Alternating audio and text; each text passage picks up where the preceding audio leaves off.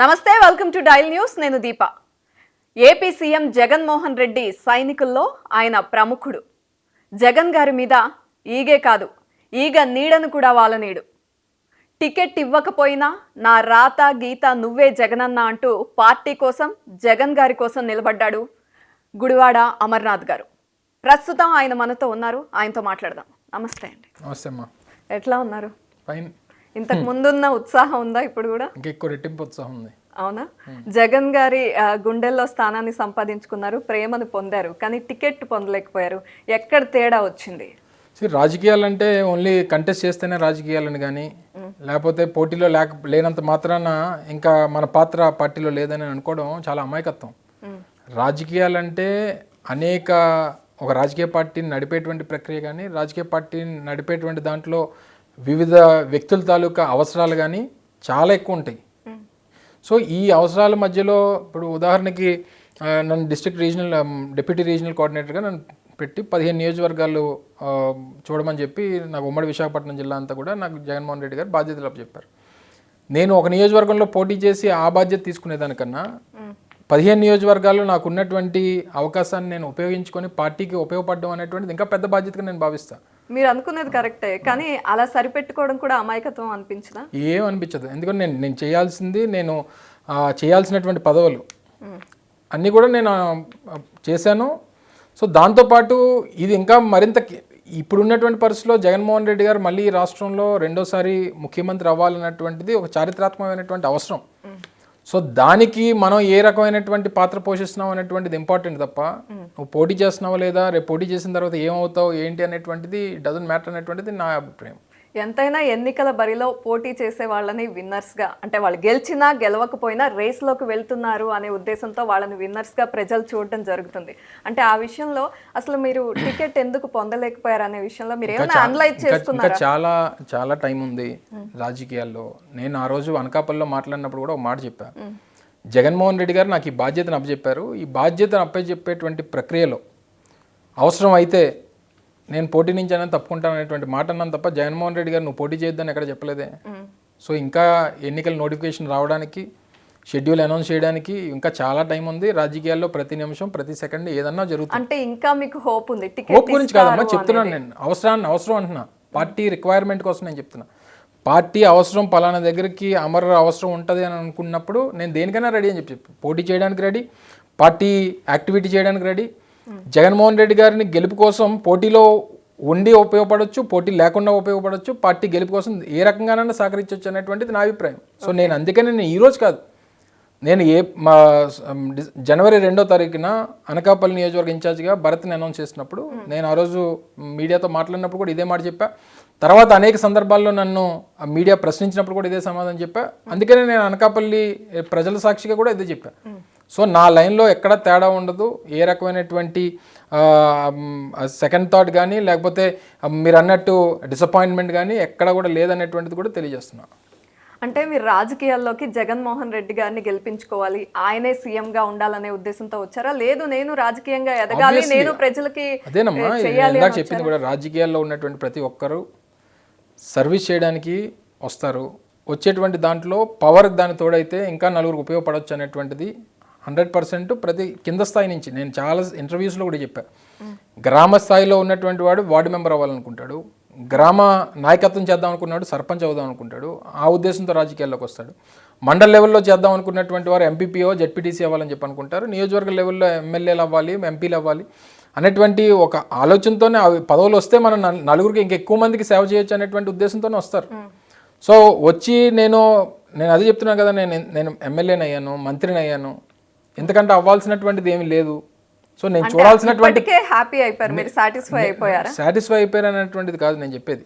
So నేను చూడనటువంటి పదవులు కాదనేది, నా కుటుంబం చూడనటువంటి పదవులు. నా తండ్రి మంత్రిగా పనిచేశారు, శాసనసభ్యుడిగా పనిచేశారు, పార్లమెంట్ మెంబర్గా పనిచేశారు, మా తాతగారు ఎమ్మెల్యేగా పనిచేశారు, నేను ఎమ్మెల్యేగా పనిచేశాను, నేను మంత్రిగా పనిచేశాను. సో నేను మా ప్రాంతంలో విశాఖపట్నం, ఉమ్మడి విశాఖపట్నం జిల్లాలో కానివ్వండి, లేదా నాకు ఇచ్చినటువంటి ఈ రోల్ కానివ్వండి, ఇవన్నీ కూడా నేను నాకు జగన్మోహన్ రెడ్డి గారు పెట్టినటువంటి బాధ్యతని సక్రమంగా నిర్వహించానటువంటి సాటిస్ఫాక్షన్ నాకు ఉంది. సో అది ఏ రకంగా ఉపయోగపడతానో రానటువంటి కాలంలో ఇవన్నీ దేనివల్ల వచ్చాయి? పార్టీ వల్లే కదా నాకు వచ్చింది. నా ఇండివిజువల్ ఇమేజ్ వల్ల లేకపోతే ఇంకోటి కాదు. నా ఎంట్రీ ఇంటూ పాలిటిక్స్ బహుశా నా ఫ్యామిలీ లెగసీ వల్ల వచ్చి ఉండొచ్చు. కానీ నేను పడినటువంటి కష్టాన్ని జగన్మోహన్ రెడ్డి గారు గుర్తించి పార్టీ కోసం ఆ పార్టీ జెండా వల్ల నాకు ఈరోజు ఈ పదవులన్నీ కూడా పొందా. సో మళ్ళీ ఆ పార్టీ జెండాను కాపాడుకోవాల్సిన బాధ్యత నాకు ఉంది.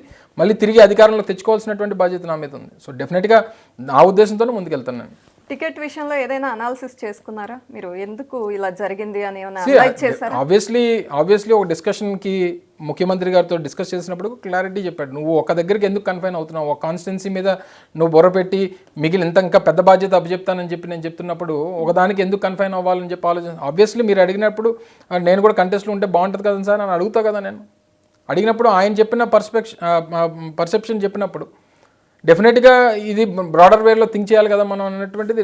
End of the day leader ఏం చెప్తే చేయాల్సినటువంటి అవసరం. మిమ్మల్ని సముదాయిస్తున్నారు? ఏమీ సముదాయించిన నేను జగన్మోహన్ రెడ్డి గారితో మాట్లాడక ముందు నేను 2వ తారీఖు చెప్పాను కదా, జనవరి 2 ఏ రోజైతే అనకాపల్లి ఇన్ఛార్జిని అనౌన్స్ చేశారో ఆ రోజే నేను మీడియాతో చెప్పాను. అప్పటికి నేను జగన్మోహన్ రెడ్డి గారిని కలవలేదు, మాట్లాడలేదు. ఆ రోజు నా స్టాండ్ ఏంటో ఈ రోజు కూడా అదే స్టాండ్ నాది. సో రేపు కూడా అదే స్టాండ్. ఏం జరిగినా సరే end of the day party అధికారంలోకి రావాలి, జగన్మోహన్ రెడ్డి గారు ముఖ్యమంత్రి అవ్వాలి. రైట్. అయితే ఐపాక్ సర్వేలో మీకు టికెట్ ఇస్తే ఓడిపోతారు అని రావడం వల్లే మీకు టికెట్ నిరాకరించారు అనేది టాక్.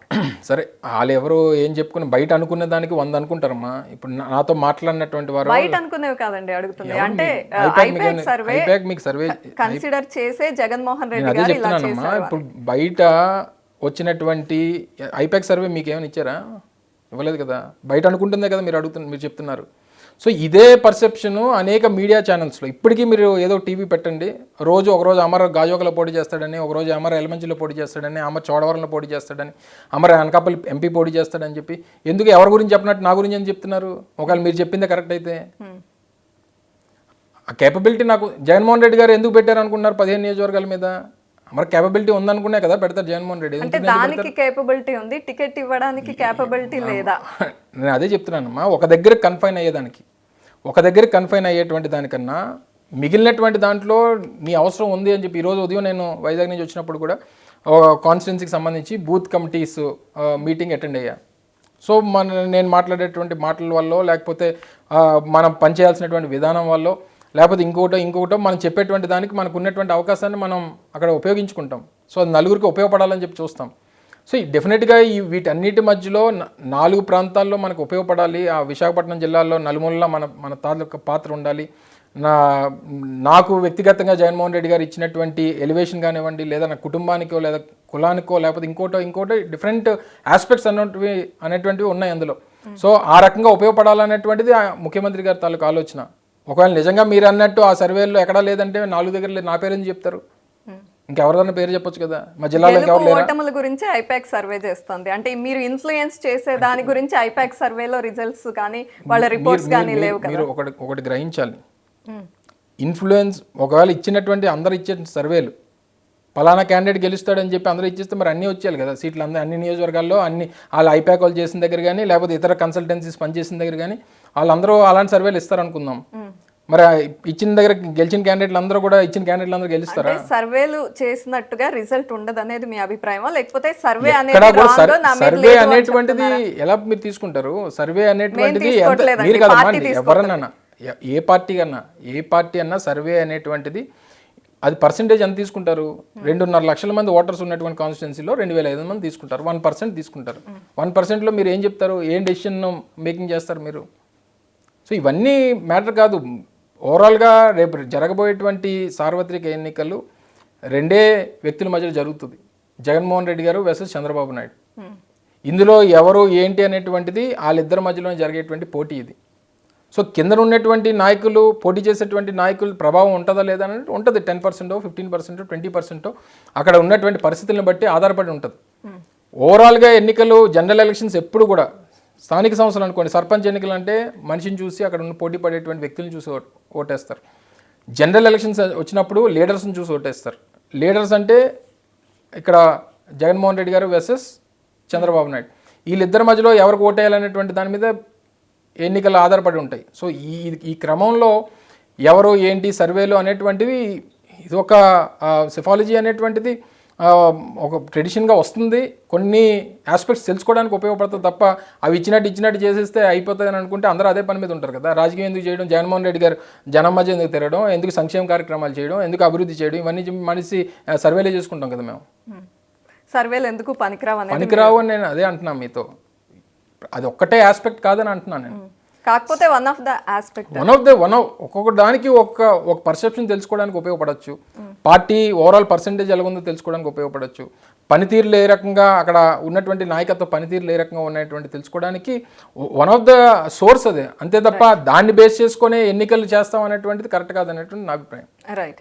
అయితే చాలా మంది అసంతృప్త నేతలు లేకపోతే కాస్త ముందే గ్రహించి టికెట్ రాదు అనుకున్న వాళ్ళు వేరే పార్టీల వైపు చూస్తున్నారు. అంటే మీరు వేరే పార్టీల వైపు చూడలేదా? మీకు అలాంటి ఆఫర్లు ఏం రాలేదా వేరే పార్టీల నుండి? అవసరం లేదమ్మా నాకు. నేను చాలా సందర్భాల్లో చెప్పా, రాజకీయాల్లో ఉన్నంత వరకు అవసరం అయితే అటువంటి ఆలోచన వచ్చినప్పుడు రాజకీయాలు మానేస్తాను తప్ప. నేను జగన్మోహన్ రెడ్డి గారి కోసం పనిచేస్తున్నా. నేను చాలా సందర్భాల్లో చెప్పా, జగన్మోహన్ రెడ్డి గారికి నా ఉపయోగం లేదు అని కానీ, లేదా జగన్మోహన్ రెడ్డి గారికి అమరు ఉపయోగపడ్డా అనేటువంటి పరిస్థితి వచ్చినప్పుడు ఐ క్విట్ పాలిటిక్స్. అంతే తప్ప ఇంకో వైపు చూసేటువంటి ఆలోచన కానీ ఇంకోటి కానీ లేదు. ఎందుకంటే నాకు ఈరోజు ఈ స్థాయి ఇంత రాజకీయంగా నాకు మళ్ళీ మా కుటుంబానికి కానీ నాకు కానీ పునర్జన్మనిచ్చింది జగన్మోహన్ రెడ్డి గారు. ఇందులో దీని గురించి ఇంకా డిస్కషన్ కానీ అసలు ఆ థాట్ ప్రాసెస్ కూడా ఉండదు. అంటే ఇంత వీరాభిమానం ఎట్లా క్రియేట్ అయింది? అంటే జగన్మోహన్ రెడ్డి గారిలో ఏ క్వాలిటీస్ రాముడికి హనుమంతుడి లాగా మీరు ఎటువైపు చూడకుండా ఆయనే నమ్ముకుని ఆయనతో ఉంటున్నారు? జగన్మోహన్ రెడ్డి గారు అంటే కొన్ని సిమిలారిటీస్, జగన్మోహన్ రెడ్డి గారు తండ్రి రాజశేఖర రెడ్డి గారు పెద్ద ఆయన చనిపోయినప్పుడు కాంగ్రెస్ ఏ రకమైనటువంటి పరిస్థితులు ఆ కుటుంబాన్ని పెట్టిందో సేమ్ మా ఫాదర్ చనిపోయినప్పుడు కూడా 2001లో నా తండ్రి చనిపోయినప్పుడు నాకు 16 సంవత్సరాల వయసు. ఆ రోజు కూడా 2004లో అందరూ పెద్దలు వచ్చి, కాంగ్రెస్ పార్టీ పెద్దలందరూ కూడా వచ్చి మీ ఫ్యామిలీకి మేము ఉన్నాం, అది ఉన్నాం, ఇది ఉన్నాం అని చెప్పి 2004లో ఇబ్బంది పెట్టినటువంటి పరిస్థితులు చూసాం. తర్వాత ఆల్మోస్ట్ ఈ 18 సంవత్సరాలు ఫైట్ చేసి మళ్ళీ ఈ స్థాయికి వచ్చాము.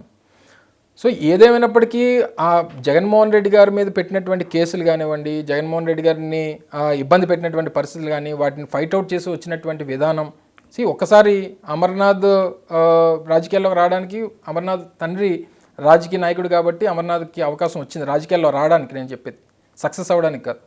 జగన్మోహన్ రెడ్డి గారికి కూడా రాజశేఖర రెడ్డి గారి కొడుకు కాబట్టి జగన్మోహన్ రెడ్డి గారు పార్టీ పెట్టడానికి, జగన్మోహన్ రెడ్డి గారు రాజకీయాల్లోకి రావడానికి ఉపయోగపడింది.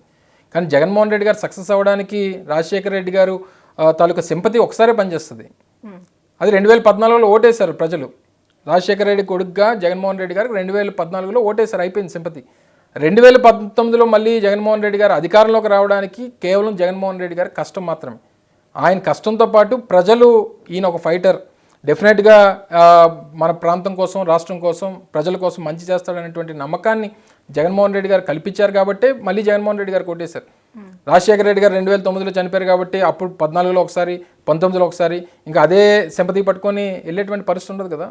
సో ఈ సక్సెస్ అనేటువంటిది జగన్మోహన్ రెడ్డి గారి లీడర్షిప్ని, ఆయన ఫైటింగ్ స్పిరిట్ని నచ్చి ఇన్స్పైర్ అయ్యి ఆయనతో ఫాలో అవుతున్నాం. అంతే తప్ప మిగిలినటువంటి డిస్కషన్స్ కానీ, మిగిలినటువంటి ఆస్పెక్ట్స్ కానీ ఇవన్నీ కూడా సెకండరీ. రైట్. ఆయన నమ్మి మీరు అన్నట్లే ఆయన గెలిపించారు ప్రజలు, సీఎంగా ఈ పాలన చూశారు. అంటే జగన్మోహన్ రెడ్డి గారి పాలన నచ్చి మళ్ళీ ఆయన్నే ఎన్నుకుంటారు అనుకుంటున్నారా? మీకు ఎలాంటి పాజిటివ్ అంశాలు మళ్ళీ గెలవడానికి ఉపయోగపడతాయి అనుకుంటున్నారు? ఒకటి, ఇందాక కూడా ముఖ్యమంత్రి గారు అద్దంకిలో మాట్లాడినప్పుడు చెప్పారు, నేను ఏదైనా మాటిస్తే ఇచ్చినటువంటి మాట తప్పేటువంటి పరిస్థితి లేదు. ఏదైనా చెప్పానంటే మా మేనిఫెస్టో కూడా త్వరలోనే మేనిఫెస్టో రాబోతుంది. అసెంబ్లీ సాక్షిగా అమరావతి రాజధానిగా ఉంటుందని కూడా మాటించారు కదా. 3 రాజధానులు అంటే yes, one of the capital Amaravati కూడా ఉంది కదా. తీసేయట్లేదు కదా అమరావతిని. కట్టిన బిల్డింగులు అలాగే ఉంటాయి. ఏమో వాడతాం, గవర్నమెంట్ కే వాడతాం. అక్కడ అసెంబ్లీ సెక్రటేరియట్ ఉంటుంది, అసెంబ్లీ ఉంటుంది, అన్ని అక్కడే ఉంటాయి. ఎక్కడికి వెళ్ళిపోతాయి? నెక్స్ట్ ప్రమాణ స్వీకారం వైజాగ్లో ఉంటుందని చెప్పారు. చెప్తున్నాం కదా, ఇప్పుడు కూడా వైజాగ్లో చేస్తాం. మీరు ఉదాహరణ చెప్పండి అమ్మా. ఇప్పుడు రాష్ట్ర విభజన జరిగిన తర్వాత ఆంధ్రప్రదేశ్ రాష్ట్రం నుంచి ఏదైతే తెలంగాణ సెపరేట్ అయిన తర్వాత ఆంధ్రప్రదేశ్కి మిగిలినటువంటి ఏకైక సిటీ ఏంటి? విశాఖపట్నం తప్పితే. అటువంటి విశాఖపట్నాన్ని కాదని నిజంగా ఆ రోజు చంద్రబాబు నాయుడు గారు విశాఖపట్నం రాజధాని ఉంటే దాని మీద డిస్కషనే లేదు. ఇంకా అప్పుడు అమరావతి అన్నప్పుడు కూడా డిస్కషన్ పెట్టి ఉండాల్సింది కదా. చెప్పారు కదమ్మా ఆ రోజు క్లియర్ గా అనేక సందర్భాల్లో. ఇప్పుడు మళ్ళీ 5 సంవత్సరాల క్రితం నుంచి జరుగుతున్నటువంటి సబ్జెక్ట్ మనం మాట్లాడుకో ఎంతకన్నా తెవలది. గతంలో ఏదైతే మా స్టాండ్ ఉందో ఎప్పటికీ తెమలంటారా? విశాఖపట్నం క్యాపిటల్ అనేటువంటిది అది క్లారిటీ, ఇంకా అది దానికి జస్టిఫికేషన్ ఉంది. అమరావతికి జస్టిఫికేషన్ చెప్పండి. ఈసారి వైజాగే రాజధాని అంటూ ఎన్నికల్లో 100% ప్రచారానికి చెప్పాం కదా, వెళ్తారు. అదే ప్రజలను చెప్పారు కదా, జగన్మోహన్ రెడ్డి గారు చెప్పారు, నేను చెప్పడం కాదు. జగన్మోహన్ రెడ్డి గారు విశాఖపట్నం వచ్చి విశాఖపట్నం నిలబడి విశాఖపట్నం నుంచి ఆంధ్రప్రదేశ్ రాష్ట్ర ప్రజలకు చెప్పారు, రేపు మళ్ళీ అధికారంలోకి వచ్చిన తర్వాత నా ప్రమాణ స్వీకారం విశాఖపట్నం నుంచి ఉంటుంది, పరిపాలన కూడా విశాఖపట్నం నుంచి ఉంటుంది అని చెప్పారు. అందులో క్లారిటీ ఉంది. విశాఖపట్నం రాజధానిగా ఉపయోగపడదు అనేటువంటి దానికి జస్టిఫికేషన్ చెప్పమనండి ఎవరన్నా. నేను అమరావతి దానికి ఉపయోగపడదు అనేటువంటి దానికి ఉపయోగపడదు అనేది ఎవరు మాట్లాడట్లేదు, దానికి జస్టిఫికేషన్ ఇవ్వడానికి కూడా లేదు. అమరావతి ప్రజల్ని ఎందుకు మోసం చేశారు, వాళ్ళ దగ్గర భూములు తీసుకుని వాళ్ళకి జస్టిఫికేషన్ మీరు ఇవ్వలేదు. ఏదైతే గత ప్రామిస్ చేశారో, గతంలో వారికి ఏదైతే డెవలప్ ప్లాట్స్ ఇస్తారన్నారో, లేకపోతే ఏది చేస్తామో అని చేస్తామని చెప్పి చెప్తున్నాం. గతంలో చేసినటువంటి దానికి కట్టుబడి ఉన్నామని చెప్పి చెప్తున్నాం. అది లెజిస్లేటివ్ క్యాపిటల్గా కొనసాగుతుందని చెప్పి చెప్తున్నాం. ఎక్కడా కూడా అమరావతికి మేమే వ్యతిరేకం కాదు. దాని గురించి దీక్షలు చేయాల్సిన అవసరం అమరావతి రైతులు వాళ్ళు చేసుకుంటారు. వాళ్ళకి ఏం కమిట్మెంట్స్ ఉన్నాయో మాకేం తెలుసు. అది పెయిడ్ ఉద్యమం అదంతా కూడా. ఎక్కడన్నా లోకల్గా ఉండేటువంటి వారు ఒకరిని చూపించండి. అక్కడ లోకల్ గా ఉన్న రైతులు ఎవరు కూడా లేరు. అక్కడ ఉన్నటువంటి వారు అందరూ కూడా ఏదైతే పెత్తందారులు ఆ పెట్టుబడి ఏమంటారంటే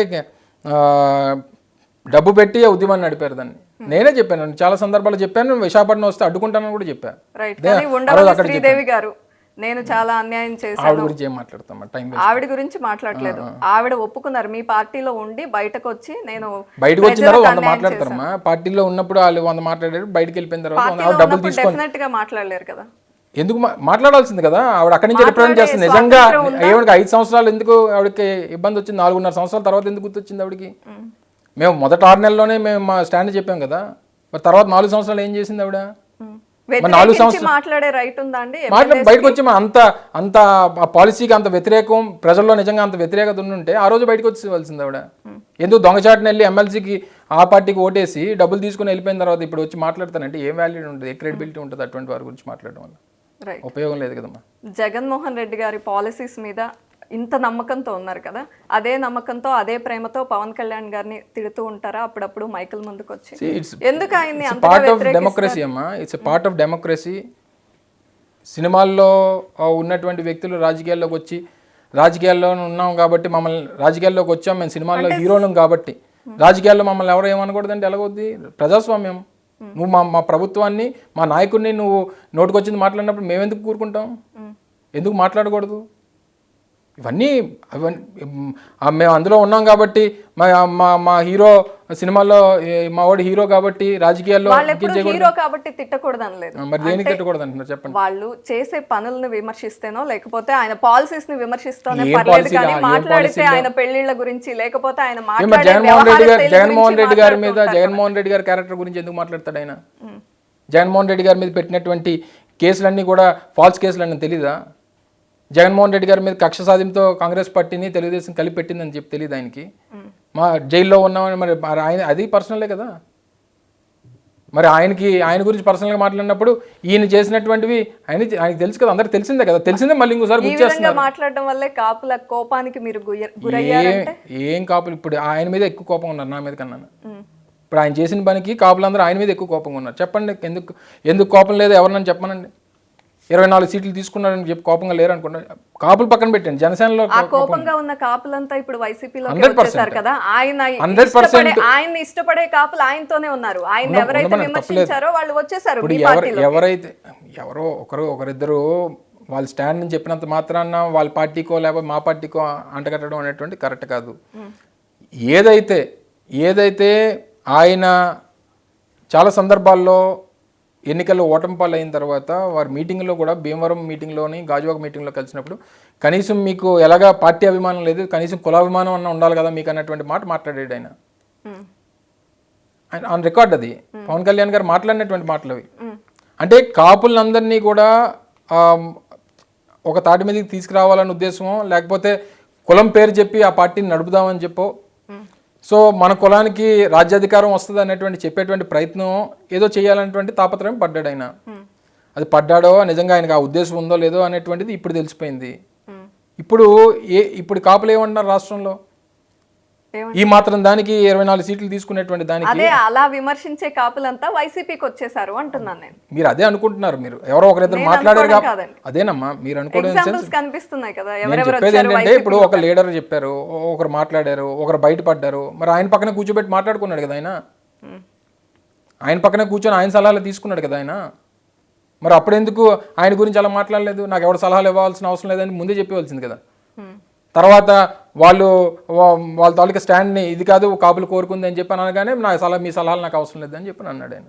కరెక్ట్ కాదు కదా. అయితే కాపుల ఆగ్రహానికి మీరు కాదు పవన్ కళ్యాణ్ 100%. బహుశా మీరు అన్నటువంటిది గతంలో 1 సంవత్సరం క్రితం 2 సంవత్సరాల క్రితం అమ్మో మావాడు ముఖ్యమంత్రి అయిపోతాడు, మనవాడు ముఖ్యమంత్రి అయిపోతాడు, మనవాడికి రేపు అధికారం వచ్చేస్తుంది అని చెప్పి అనుకున్నటువంటి వారు మనవాడు ముఖ్యమంత్రి అయిపోతుంది నాకు ఎప్పుడూ అనిపించలేదు. నాకే కాదు చాలా మందికి అనిపించలేదు. మా కాపుల్లో స్థిరత్వం ఉండాలి కదా. స్థిరత్వం ఉండేటువంటి ఒక ముఖ్యమంత్రి అవుదాం లేదా నా పార్టీని అధికారంలో తీసుకొద్దాం అనుకున్నటువంటి వారికి ఉన్నటువంటి క్వాలిటీస్ ఆయనకి లేవు. అది క్లియర్గా కనబడతా ఉంది. బహుశా నాకు తెలిసి గడిచినటువంటి 5 సంవత్సరాల్లో 10-15 సార్లు మహా అయితే 20 సార్లు వచ్చి ఉంటాడు ఆంధ్రప్రదేశ్కి ఆయన. సో అది కాదు కదా, ఒక లీడర్షిప్ చేసి నా పార్టీని అధికారంలో తెద్దాం అనుకున్నటువంటి వ్యక్తికి ఉండాల్సినటువంటి క్వాలిటీస్ అవి కాదు కదా. సో ఎక్కడో దగ్గర మనం రిలాక్స్ అయిపోదాం, ఒక పార్టీ మీద ఆధారపడిపోదాం, లేకపోతే ఆ పార్టీకి మనం సపోర్ట్ చేసేద్దాం, మనకి ఇంతే చాలు అని చెప్పి అనుకున్నప్పుడు నీకు కాపులు ఎందుకు ఏకతాటి మీదకి వస్తారు? ఈరోజు మా 31 మంది కాపులకి గతంలో వైఎస్ఆర్ కాంగ్రెస్ పార్టీ సీట్లు ఇచ్చింది, 29 మంది కాపులు గెలిచారు. దగ్గర 4 ఎంపీలు ఇచ్చింది, 4 గెలిచారు. సో ఇవన్నీ కూడా ఎవరు ఇస్తున్నారు, ఎవరు సపోర్ట్ చేస్తున్నారు? అదే పార్టీ మీకు టికెట్ నిరాకరించింది, కాపుల ఆగ్రహానికి గురయ్యారు అనే మాట ఉంది, అది నమ్ముతారా? నేను నమ్మను. అసలు ఆ కాన్సెప్టే అసలు కరెక్ట్ కాదు అసలు ఫస్ట్ ఆఫ్ ఆల్. రైట్. అయితే పవన్ కళ్యాణ్ గారిని ఏమైనా మాట్లాడాలన్నా, ఆయన విమర్శించాలన్నా అదే కమ్యూనిటీ ఉన్న వాళ్ళనే ముందుకు తీసుకొస్తారు. మీరు కానీ పేరు నాని గారు కానీ ఎందుకు మీరే వచ్చి మాట్లాడాల్సి వస్తుంది? అదేమన్నా వ్యూహమా? ఎవరి కులాన్ని ఆ కులం వాళ్ళ అటువంటి వ్యూహాలు అవి గతంలో చంద్రబాబు నాయుడు గారికి అలవాటు, ఇప్పటికీ ఆయనకి అలవాటు. ఇక్కడ చంద్రబాబు నాయుడు గారు లేదండి, ఇప్పుడు వైసీపీకి అలవాటు అయిందా? మరి అదే ప్రొజెక్ట్ చేస్తున్నటువంటి ప్రయత్నం మా పార్టీలో చాలా మంది మాట్లాడతారు. మా పార్టీలో మాట్లాడేటువంటి బహుశా మేము మంత్రులుగా ఉన్నాం కాబట్టి మా మీద ప్రొజెక్షన్ ఎక్కువ ఉండొచ్చు. చాలా మంది మాట్లాడతారు, ప్రతి ఒక్కరు రెస్పాండ్ అవుతుంటారు. సో రెస్పాండ్ అయినటువంటి వారు వాళ్ళు మాట్లాడలేదు, మేము కాపులు కాబట్టి మాతో మమ్మల్ని క్వశ్చన్ చేసినప్పుడు లేదా ఇంటర్వ్యూస్ వచ్చినప్పుడు మీరు మనల్ని అడుగుతారు, మీరు కాపులు కాబట్టి మరి ఆయన తిడుతున్నారా అని చెప్పి. అలాగే లేదా, నేను official spokes man YSR Congress పార్టీకి. ఇప్పటికీ పార్టీ రాష్ట్ర అధికార ప్రతినిధి నేను. సో అధికార ప్రతినిధిగా అఫీషియల్ స్పోక్స్ మ్యాన్గా నా బాధ్యత నా పార్టీని సేఫ్ గార్డ్ చేసుకోవాలి, నా లీడర్ని సేఫ్ గార్డ్ చేసుకోవాలి. దానికి పవన్ కళ్యాణ్ కాదు, బాలకృష్ణ వచ్చింది చెప్తున్నా తిడతాను నేను. బాలకృష్ణ నా కులమా? లేకపోతే చంద్రబాబు నాయుడు వచ్చి జగన్మోహన్ రెడ్డి గారిని తిడితే నేను తిడతాను చంద్రబాబు నాయుడు గారు నా కులమా? నేను అఫీషియల్ స్పోక్స్ మ్యాన్ని, నా పార్టీ లీడర్ని నేను సేఫ్ గార్డ్ చేసుకోవాల్సినటువంటి బాధ్యత, ఆ ఎథిక్స్, ఆ ఇంటిగ్రిటీ ఉండాల్సినటువంటి అవసరం ఉంది. దాన్ని నేను ఫాలో అవుతున్నాను. అయితే పవన్ కళ్యాణ్ గారికి పదే కౌంటర్లు ఇచ్చే పేర్ని నాని గారు కానీ కొడాలి నాని గారు కానీ కాస్త వాయిస్ తగ్గించారు ఆయన మీద. అంటే ఇప్పుడు కాపుల ఓట్లు వాళ్ళ వైపు ఉండవు, కోపానికి గురవ్వాలి అని ఆయన యూటర్న్, వీళ్ళిద్దరు యూటర్న్ తీసుకున్నారు. కానీ మీరు మాత్రం ఎక్కడ తగ్గట్లేదు. మీరు రియలైజ్ మీరు అపార్థం చేసుకుంది ఏంటంటే వాయిస్ తగ్గింది వాళ్ళది కాదు, పవన్ కళ్యాణ్ గారిది వాయిస్ తగ్గిపోయింది. ఆయన ఎక్కడ మాట్లాడాడు చెప్పండి గడిచిన 3 నెలల్లో? చంద్రబాబు నాయుడు గారిని కలిసిన తర్వాత ఎక్కడ మాట్లాడాడు చెప్పండి? 2 తెలుగుదేశం పార్టీ స్టేజ్ల మీద తప్ప. ఆ యోగాలం లోకేష్ గారి మీటింగు, తర్వాత మొన్న ఎక్కడో తాడేపల్లిగూడెం ఒక మీటింగు, నిన్న ఏదో బీసీ మీటింగ్ తప్పితే ఇంకెక్కడ మీటింగ్ చెప్పండి. వారాహి ఏమైపోయింది చెప్పండి? వాయిస్ తగ్గింది ఆయనది. ఎందుకంటే నువ్వేం మాట్లాడాలి, ఏం మాట్లాడాలి, వాయిస్ పెంచితే వీళ్ళిద్దరు ఆబ్వియస్గా పార్టీ మమ్మల్ని ఇక్కడ తిడతాడు. దేనికి ఆయన మాట్లాడితే మిమ్మల్ని తిడతారు. మా పార్టీని తిట్టడానికి ఆయన ఉన్నాడు. దానికి ఆయన చంద్రబాబు నాయుడు గారు ఆయన ఉపయోగించుకుంటున్నాడు. తద్వారా మాకు వన్ సైడెడ్గా మా పార్టీకి ఉన్నటువంటి స్ట్రెంగ్స్ కానీ లేకపోతే మా కమ్యూనిటీస్ కానీ మా కమ్యూనిటీ ఏదైతే ఉందో దీన్ని కానీ దాన్ని ఏదో బైఫర్కేట్ చేయాలనేటువంటి ప్రయత్నం చేస్తున్నాం. అవన్నీ జరిగే పనులు కాదు. నీ యాక్షన్స్ రిఫ్లెక్ట్ అవుతాయి. ఇప్పుడు జరుగుతున్నటువంటి ప్రతి డెసిషను రేపు పబ్లిక్ అబ్జర్వ్ చేస్తుంటుంది. రేపు బీజేపీతో టైఅప్ అయ్యారు, బీజేపీతో టైఅప్ అయినప్పుడు కూడా ఈయన ఇచ్చిన పదవుల్లో ఈయన తీసుకున్నటువంటి సీట్లో ఈయనే తగ్గిపోలే. అందులోని ఈయనకి ఇచ్చిన 3 ఎంపీ సీట్లో మళ్ళీ ఒకటి తగ్గించుకుంటానని చెప్పాడట. ఈయనకి ఇచ్చిన 24 సీట్లు అవసరమైతే ఇంకో 2-3 సీట్లు ఎమ్మెల్యేలు బీజేపీకి ఇచ్చేస్తానని చెప్పినట్టు. ఇవన్నీ యాక్షన్స్ రిఫ్లెక్ట్ అవ్వవా కాపుల్లోనే? అంటే మా అంత కాదు ఇంత అనుకున్నామే ఎలాగైపోయింది ఏంటి అని చెప్పని అనుకోరా? సో ఇవన్నీ కూడా రేపు రిఫ్లెక్ట్ అవుతాయి ఇవన్నీ. అలా అనుకోవచ్చు, లేదా మీరు అనుకుంటున్నట్టు వాళ్ళు అనుకోకపోవచ్చు కదా. పవన్ కళ్యాణ్ గారు ఏదో వ్యూహంతోనే ముందుకెళ్తున్నారు, కాపులకు న్యాయం చేస్తారనే నమ్మకంతో కూడా వాళ్ళు ఉండొచ్చు ప్రజలతో కదా. ఉంటా, నేను పబ్లిక్ లో ఉండేటువంటి వ్యక్తిని, రోజు నా దగ్గరకు వచ్చేటువంటి వ్యక్తులతో కానీ లేదా పబ్లిక్ తో ఇంటరాక్ట్ అయినప్పుడు కానీ వచ్చేటువంటి వాయిస్ నే చెప్తాను తప్ప నేను ఎక్కడో కూర్చొని అక్కడ ఆఫీస్ లో కూర్చొని ఎవరైనా చెప్పాను కదా. మా కార్యకర్తలు అందరూ కలుస్తారమ్మా. నేను మంత్రిగా ఉన్నా, నా దగ్గరికి అందరూ వస్తారు. ఇంకో విషయం చెప్పాలంటే ఇతర పార్టీ నాయకులు కూడా వస్తారు పని కోసం. ఓకే, వచ్చినప్పుడు ఇంటరాక్ట్ అవుతుంటాం. అలాగని చెప్పి ఇతర పార్టీలు అని చెప్పి మేము ఏ రోజు నువ్వు మా ఇంటి గడప దగ్గర తొక్కడానికి లేదని కానీ లేకపోతే నువ్వు పనికి రావద్దని చెప్పి ఎప్పుడు చెప్పం. వస్తుంటారు, పనులు చేయించుకుంటుంటారు, అడుగుతుంటాం, డిస్కషన్ అవుతుంటుంది, ఏమనుకుంటున్నారు ఏంటి, మీ ఉద్దేశం ఏంటి అని జనరల్ డిస్కషన్ అవుతుంటుంది. అది కామన్ ఫారమ్స్లో పెద్దలు ఉంటారు, లేదా ఆ కులంలో ఉన్నటువంటి పెద్దలు కొంతమంది ఉంటారు, లేకపోతే సొసైటీలో పెద్దలు ఉంటారు, వీళ్ళందరూ కలుస్తుంటారు. మాకు డిఫరెంట్ అకేషన్స్లో, మ్యారేజెస్లో కలుస్తుంటాం, ఇతర ఫంక్షన్స్లో కలుస్తుంటాం, ఇతర మీటింగ్స్లో కలుస్తుంటాం, చెప్తుంటారు కదా. రైట్. అయితే అనకాపల్లి టికెట్ లేదని తేలిపోయింది. అనకాపల్లి కాకపోతే మరెక్కడ? చెప్పాను, మళ్ళీ మొదలుకు వచ్చాను. మొత్తం రామాయణం అంతే, నేను రాముడి సీత ఏమవుద్దని అడుగుతున్నాను. సీత ఏమవుద్దంటే మీ దగ్గర ఆన్సర్ లేదా? నేను ఇందాక క్లియర్గా చెప్పా, అనకాపల్లిది ఇన్ఛార్జ్గా అనౌన్స్ చేసిన తర్వాత ఇప్పటికీ కూడా అమర్ ఎక్కడ కంటెస్ట్ చేస్తాడు అనేటువంటి దాని మీద నాకంటే ఎక్కువ మీడియా ఆతృతగా ఉంది. అది different channels, TV, I don't want to name the channels, A channel అన్నా అవనివ్వండి, ఒక రోజు ఒక దగ్గర అంటారు, ఒక రోజు ఒక దగ్గర అంటారు, ఒక దగ్గర. సరే, మన పేరు ఇన్ని దగ్గర చెప్తున్నారంటే మన మిమ్మల్ని చోడవరంలో పోటీ చేయమనే ఇండికేషన్ వచ్చిందా లేదా? చాలా సందర్భాల్లో వచ్చింది. చోడవరంలో వచ్చింది, యలమంచిలో వచ్చింది, గాజువాకలో వచ్చింది, అనకాపల్లి ఎంపీ చేయమని. ఇవన్నీ మా బాస్. చోడవరంలో వస్తే మీకు ఇష్టమేనా పోటీ చేయడం? ఇక్కడ అక్కడ అని కాదు, చెప్పాను కదమ్మా, ఎక్కడ పోటీ చేయమని జగన్మోహన్ రెడ్డి గారు ఏం చెప్తే చేస్తానని చెప్పాను. పోటీ చేయొద్దన్నా నేను పార్టీ కోసం పనిచేస్తానని చెప్పాను. సో ఏదన్నా నేను రెడీగా ఉన్నాను. మీరు పెందుర్తి అడిగినట్లుగా వినికిడి, పెందుర్తి నిరాకరించారని వినికిడి, ఇది నిజమా కాదా? నేను ఇప్పటి వరకు జగన్మోహన్ రెడ్డి గారు నాకు ఇది కావాలని కానీ లేకపోతే నాకు ఇది చేయండి అని కానీ నేను ఇప్పుడు వచ్చి అడగల. మీరు ఏం చెప్తే అది చేస్తానని చెప్పాను, దానికే నేను స్టాండ్ అయి ఉన్నాను. రైట్. అంటే మీకు డాన్స్ చేయడం ఏమన్నా ఇష్టమా? అకేషన్స్ చేస్తుంటాం కదా డాన్స్. ఆ మధ్య ఒక డాన్స్ వీడియో వైరల్ అయ్యింది. నేను మినిస్టర్ కాకముందు, అంటే మినిస్టర్ అయిన తర్వాత చేయనని కాదు కానీ నా ఫ్యామిలీ ఫంక్షన్స్ ఉంటాయి. లేకపోతే మా సిస్టర్ది లాస్ట్ ఇయర్ నేను మినిస్టర్ అయ్యి విశాఖపట్నం వచ్చిన రోజు నా చెల్లెలు మ్యారేజ్, ఆ రోజు సంగీత్, ఆ రోజు. దానికి ముందు ఏదైతే వీడియో సర్క్యులేట్ అయిందో సోషల్ మీడియాలో, అది దానికంటే ఒక సంవత్సరం క్రితం నా మేనకోడలు పెళ్ళైన దీనికి అది సంగీత్ ఫంక్షన్. లోకేష్ పెళ్ళి డ్యాన్స్ వేయలేదా? పవన్ కళ్యాణ్ అలా అన్ని కూతురు పెళ్ళికి డ్యాన్స్ వేయలేదా? మరి వాళ్ళు డాన్సర్లు, అవి డాన్సులు కదా. అంటే డాన్స్ వేయడం ఏం తప్పే ఉంది అందులో? ఇప్పుడు తప్పు నేను నా భార్యతో మీరు అడగడానికి కారణం కూడా అదే కదా. ఎందుకు వచ్చింది సబ్జెక్టు?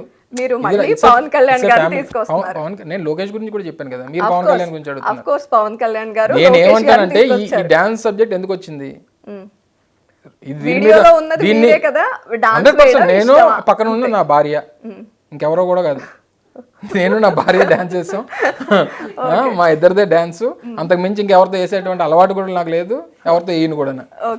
అంటే డాన్స్ బాగా చేస్తున్నారు కదా, ఎప్పుడైనా మూవీస్ లోకి వెళ్దామని ఏమన్నా థాట్ ఉండిందా? మినిస్టర్ అవ్వక ముందు, రాజకీయాల్లోకి రాకముందు? ఎప్పుడు నాకు ఊహ తెలిసిన దగ్గర నుంచి నాకు పాలిటిక్స్ ప్యాషన్. నేను నా తండ్రిది, నా ఫ్యామిలీ లెగసీని కంటిన్యూ చేయాలనేటువంటి ఆ డిటర్మినేషన్తోనే పనిచేశాను. దానికోసం వర్క్ చేస్తాను, ఇంకా వర్క్ చేస్తాను కూడా. ఇంకా మిగిలినటువంటి సినిమాలు చూస్తామా, లేకపోతే ఇతర ట్రావెలింగ్ చేస్తామా, ఇవన్నీ హాబీస్. చిన్నప్పటి నుంచి చిరంజీవి గారి అభిమాని నేను. చిరంజీవి గారి సినిమాలు చూసి పెరిగినటువంటి వ్యక్తిని. చిరంజీవి గారు అంటే విపరీతమైన పిచ్చి, అంతే. అయితే మీ ఫ్రెండ్ మార్గాని భరత్ కూడా ఈ మధ్య మాట్లాడుతూ, నేను సినిమాల్లోకి వెళ్ళుంటే పవన్ కళ్యాణ్ గారి కన్నా పెద్ద హీరో అయి ఉండేవాడిని అన్నారు. అంటే మీకు కూడా అలాంటి ఇంట్రెస్ట్ అని అడుగుతున్నా. ఆయన అంటే ఒక 2 సినిమాలు యాక్ట్ చేశాడు హీరో కింద. భరత్ నాకు తెలిసి 1 or 2 మూవీస్లో యాక్ట్ చేసినట్టుగా తెలుసు నాకు అలాంటి ఇంట్రెస్ట్ లేదు. అయితే పవన్ కళ్యాణ్ గారి గురించి విమర్శిస్తే ఫస్ట్ ఆ 3 పెళ్లిళ్ళ టాపిక్ మాట్లాడుతూ ఉంటారు. ఆయన చట్టబద్ధంగా విడాకులు తీసుకుని పెళ్లిళ్ళు చేసుకున్నారు. అదే చెప్పాం కదా, ఇల్లీగల్ గా చేసామని చెప్పి చెప్పలేదు కదా. 3 పెళ్లిళ్ళు చేసుకున్నావు అన్నాను కానీ చెప్పి నువ్వు చేసుకున్న పద్ధతి తప్పని మేము అనలేదు కదా. 3 పెళ్లిళ్ళు చేసుకున్నావు, నీకు ఆ స్థిరత్వం లేదు, ఇంకా జనానికి ఏం సందేశం ఇస్తావు అనేటువంటిది మా స్టాండ్. మరి మీ పార్టీలో అటువంటి నేతలు ఉంటే మరి వాళ్ళని పార్టీ నుండి బయటికి లీడర్షిప్ గురించి చెప్తున్నాను నేను. లీడర్షిప్ చెప్పి మాకు నీతులు చెప్పొద్దని చెప్పి చెప్తున్నాం. మా నాయకుడి గురించి, మా నాయకుడు లేనటువంటి కావాలని చెప్పి క్రియేట్ చేసినటువంటి ఇష్యూస్ని తీసుకుని వచ్చి ప్రొజెక్ట్ చేసి నోటుకు వచ్చినటువంటి మాటలు మాట్లాడదని చెప్పి కన్స్ట్రక్టివ్గా చెప్పమనండి. కన్స్ట్రక్టివ్గా ఇదిగో ఇది మీరు చేస్తున్న తప్పు, ఇది మీరు కరెక్ట్ చేసుకోండి, ఇది ప్రజలకు ఉపయోగపడుతుందని చెప్పి చెప్పమని. యాజ్ ఇట్ ఈస్ గా మీరు చెప్తున్నట్టే పవన్ కళ్యాణ్ గారు కూడా అలాగే పాలసీస్ గురించి మాట్లాడండి, నేను మాట్లాడే మాటల గురించి మాట్లాడండి అని చెప్పారు. లేకపోతే మిమ్మల్ని మక్కలు ఎరగొడతానన్న పాలసీ అది, లేకపోతే రోడ్డు మీద కనబడితే మిమ్మల్ని తంతానన్న పాలసీయా? అవన్నీ ఎందుకు మనకు ఈ సినిమా డైలాగ్ పాపం ఎవరో రాసేస్తుంటారు, ఆయన మాట్లాడుతుంటాడు పాపం, ఆయన చెప్పింది ఆయనకే గుర్తుండదు. ఆయన గురించి అసలు ఇప్పుడు ఇంకా డిస్కషన్ అనవసరం అమ్మా. మనం అనవసరంగా ఆయన పేరు తలుచుకుంటున్నాం మనం. ఇప్పుడు లేదు, ఓన్లీ ఆ చంద్రబాబు నాయుడు దాంట్లోకి విలీనం అయిపోయింది పార్టీ. ఇంకా రైట్, అయితే మరి డిస్కషన్ లేదు ఇంకా. పెళ్లిళ్ళ గురించి వచ్చింది కాబట్టి మరి మీ పార్టీ నేతల్ని కూడా అలాగే చూసి బయటికి పంపించడం జరగదా? మధ్య శ్రీనివాస్ గారి గురించి మాట్లాడితే 2 భార్యలు ఉన్నారు అనేది మాట. మరి అలాంటిది మీ పార్టీ నేత, మీ బిజినెస్ పార్ట్నర్, అలాంటప్పుడు మరి ఆయన గురించి యాక్షన్ తీసుకోదా? ఏముంది అందులోనే? ఎక్కడ ఉంది అసలు మీరు చెప్పింది? ఎక్కడో బయట అనుకున్నది, బయట మాట్లాడుకున్న వాటికి మనం ఏం సమాధానం చెప్తున్నాం? ఇప్పుడు దానికంటే ప్రపంచం అంతా తెలుసు. ఆయన సినిమా హీరో కాబట్టి, పాపులారిటీ ఉంది కాబట్టి ప్రపంచం అంతా తెలుసు. చాలా మందికి తెలియకపోయినా నిజం అబద్ధం అవ్వదు కదా. అదే అంటున్నాను కదా, అదే చెప్పాం కదా, చేసుకున్నాడని చెప్తున్నాం. ఇప్పుడు దానికి నుంచి నువ్వు 3 పెళ్ళిళ్ళు చేసుకున్నావు కాబట్టి నువ్వేమి రాజకీయాల్లో ఉండొద్దని చెప్పట్లేదు కదా. మేమేమంటాం, నువ్వు మాకు నీతులు చెప్పుకొని చెప్తున్నావు అంతే. నువ్వు నీతులు చెప్పుకో, నువ్వు ఏది పడితే అది మా నాయకుడి గురించి వ్యక్తిగతంగా మాట్లాడొద్దని చెప్తున్నాం. ప్రతి ఒక్కరికి వ్యక్తిగతంగా ఏదో ఒకటి ఉంటుంది. అది తీసుకొని వచ్చి మీరు రాజకీయాల్లోకి దాన్ని పెట్టి నువ్వు చేసినప్పుడు ఆటోమేటిక్గా నీకు కూడా అదే వర్తిస్తుంది కదా. సో అవన్నీ ఆయన తెలుసుకోవాలి అంతే. అయితే తాడేపల్లిలో సీఎం సీట్లో కూర్చోవడం కూడా కొంత ఆగ్రహానికి గురి చేసింది. సీఎం సీట్లో ఎక్కడ కూర్చున్నాను? సీఎం సీట్లో ఎవరు కూర్చున్నారు? సీఎంఓలో ఏదైతే సెక్రటేరియట్లో కాన్ఫరెన్స్ రూమ్, సీఎం గారి ఏదైతే ఆయన బ్లాక్ ఉంటుందో, సీఎం గారి సీట్ అంటే ఏంటి? సీఎం సీట్లో కూర్చుని అందరూ సీఎంలు అయిపోతారంటే, సీఎం గారు ఏదైతే ఆయన బ్లాక్ ఉందో ఆ బ్లాక్లో ఒక కాన్ఫరెన్స్ రూమ్ ఉంటుంది. ఆ కాన్ఫరెన్స్ రూమ్ని యూజ్ చేసాను తప్ప సీఎం గారు కుర్చీలో కూర్చున్నారంటారంటే నాకు తెలియకడతాను. దీని మీద కూడా కొన్ని టీవీలు, కొన్ని ఛానల్స్ ఏవో చూపించాయి. వెళ్ళి నేనేదో బలవంతంగా వెళ్ళి కూర్చున్నాను. నాకేమో బలవంతంగా వెళ్ళి కూర్చున్నారని రాలేదు. మరి ఆయన కూర్చునే ప్లేస్ లో మీరు కూర్చున్నారు, అది ప్రోటోకాల్ ప్రకారం కరెక్ట్ కాదు.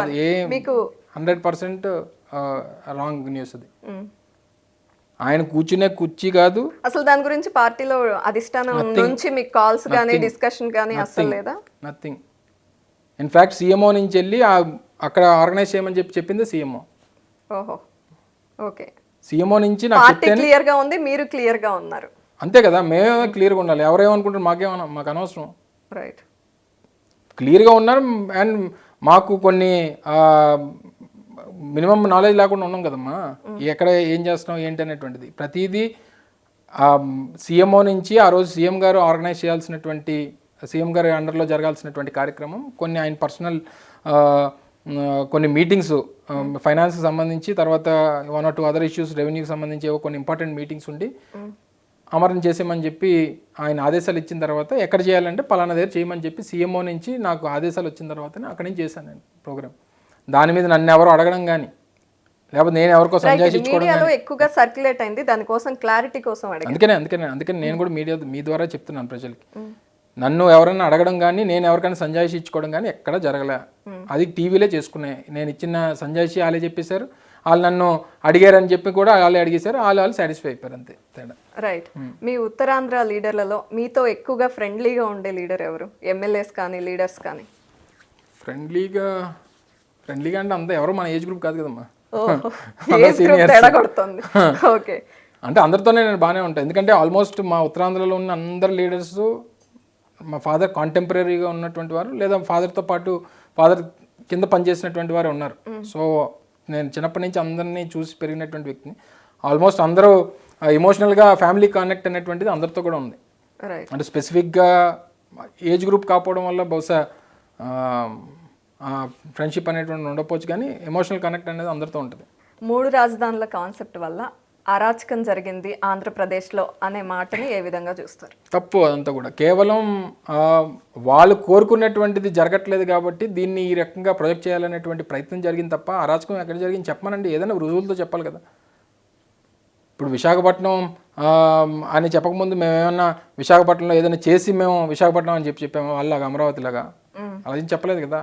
అప్పటి వరకు న్యూస్ వీడ్ అన్నారు, అప్పటి వరకు దొనకొండ అన్నారు, అప్పటి వరకు వేరే దగ్గర అన్నారు, ఇవన్నీ చెప్పి ఇక్కడ భూములు కొనుక్కొని లాస్ట్ తీసుకుని వచ్చి అమరావతి అని చెప్పారు వాళ్ళు. సో అలాగే మేము చేయలేదే. విశాఖపట్నం అనేటువంటిది most fastest growing city in Asia. So రాష్ట్ర విభజన జరిగిన తర్వాత ఆంధ్రప్రదేశ్లో ఉన్నటువంటి ఏకైక ఎకనామిక్ గ్రోత్ సెంటర్ అది విశాఖపట్నం. సో అటువంటిది నగరం ఉండాలనేటువంటిది మా తాపత్రయం తప్పితే ఇతర ఆలోచనలు కానీ ఏది కూడా మాకు లేవు. మేము చెప్పేటటువంటి దానికి జస్టిఫికేషన్ కూడా ఎవరిని అడిగినా సరే కాదనేటువంటి దానికి అవకాశం. కావాలనే అమరావతి రాజధానిగా ఉండకూడదు, కమ్మ వాళ్ళని ఆర్థికంగా ఇబ్బంది పెట్టాలనే ఉద్దేశంతోనే ఇది వ్యూహం రచించారు అనే మాటని మీరు ఎట్లా చూస్తారు? మీకు ఒక విషయం చెప్పనా, విశాఖపట్నంలో ఉన్నటువంటి డబ్బున్నటువంటి వారిలో ఆలే ఎక్కువ ఉన్నారు. విశాఖపట్నంలో హోటల్స్ వాళ్ళవి, విశాఖపట్నంలో సినిమా హాల్స్ వాళ్ళవి, విశాఖపట్నంలో రియల్ ఎస్టేట్ సంస్థలు వాళ్ళవి, విశాఖపట్నంలో ఉన్నటువంటి కాలేజ్ ఇన్స్టిట్యూషన్స్ వాళ్ళవి. అక్కడ లేరా? ఇంకా ఇంకా వెల్ ఎస్టాబ్లిష్డ్ అక్కడ. ఇక్కడంటే ఇంకా వచ్చి పెట్టాలేమో, అక్కడ వెల్ ఎస్టాబ్లిష్డ్. సో ఇవన్నీ కేవలం చెప్పుకోవడానికి దృష్టి మరల్చడానికి చేసేటువంటి ఆరోపణలే తప్ప ఎవరి మీద, ఒక వర్గం మీద, ఒక కులం మీద ఎందుకు కోపం ఉండాలి మాకు? ఇవన్నీ కేవలం ఆయన అవసరాల కోసం దీన్ని ఉపయోగించుకునేటువంటి క్రమంలో కులాన్ని వాడుకునేటువంటి కార్యక్రమం చంద్రబాబు నాయుడు గారు చేశారు తప్ప మాకు ఏ కులాన్నో టార్గెట్ చేయాల్సినటువంటి అవసరం మాకు లేదు. రైట్. అయితే పారిశ్రామిక అభివృద్ధి పైన అమర్నాథ్ గారికి అవగాహన లేదు, దావోస్ గురించి మాట్లాడినప్పుడు చాలా ఎక్కువగా ఉంటుందని మాట్లాడారు అనేది ట్రోల్ అయింది ఎక్కువగా. ఆ విషయాన్ని ఎట్లా చూస్తారు? ఆ విషయం కూడా మీరు చూపించాలి కదా అందరికీ. నేను ఏం మాట్లాడానో, ఏం ట్రోల్ చేశారు అన్నటువంటి చూపించాలి కదా. మీడియాలో మీరు మాట్లాడింది అదే, నేను మాట్లాడింది చూపించకుండా దాన్ని ఫ్యాబ్రికేట్ చేసినటువంటి చూపించారు. మీరు చెప్పండి ఏం మాట్లాడినా మీరు చూసుంటారా? పని మీరన్నా చూసారా? క్వశ్చన్ అడగకముందు చూసాను. చెప్పండి ఏం చెప్పాను చెప్పండి. చలి వల్ల దావోస్కి వెళ్ళలేరా అని చెప్పానా? ఈ విధంగా కాదు, ఈ మాటలు కాదు. అందుకని మీరు క్వశ్చన్ అడిగేటప్పుడు కూడా మీరు ఫాలో అయ్యి దాన్ని నన్ను క్వశ్చన్ అడిగితే నేను సమాధానం ఖచ్చితంగా ఫాలో అయ్యాం. చెప్పండి. నేను చెప్పింది చెప్పండి. దావోస్ కి వెళ్లే విషయం గురించి రిపోర్టర్ క్వశ్చన్ చేసినప్పుడు అక్కడ చలి గురించి మాట్లాడడం జరిగిందా లేదా? ఇప్పుడే రెండు మీరు ఇలా ఆపకుండా ఇయ్యాలి. మీరు ఈ మేడం మాట్లాడింది ఖచ్చితంగా వేస్తారు, ఖచ్చితంగా వేస్తారు. ఎందుకంటే ఇందాక ఏమన్నారంటే మీరు చలిగా ఉంటదని లేదని చెప్పని అన్నారని చెప్పి మీరు అన్నారు. ఇప్పుడేమో చలి గురించి ఒక విషయం మాట్లాడారని చెప్పి నేను మాట్లాడి డిక్లేర్ చేయట్లేదు. నేను కూడా చెప్పేది మీ ద్వారా పబ్లిక్ కూడా చెప్తా ఉన్నా. నేను నా మీద జరిగేటువంటి ట్రోలింగ్స్ అన్నీ కూడా దాంట్లో ఏ రోజు నేను తప్పుగా మాట్లాడలేదు.